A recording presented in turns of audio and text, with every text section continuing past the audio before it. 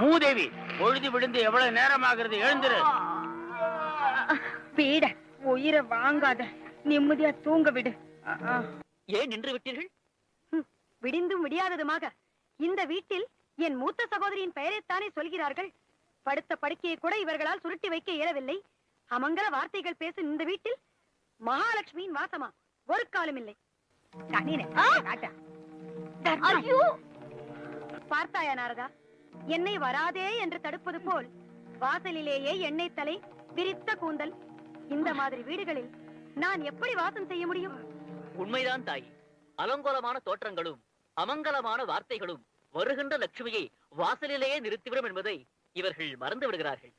பச்சை மாமலை போல் மேனி, பவளவாய் கமல செங்கண், அச்சுத அமரர் ஏரே ஆயத்தம் கொழுந்தே என்னும் இச்சுவை தவிர யான் போய் இந்திர லோகம் ஆளும் அச்சுவை பெரினும் வேண்டும்.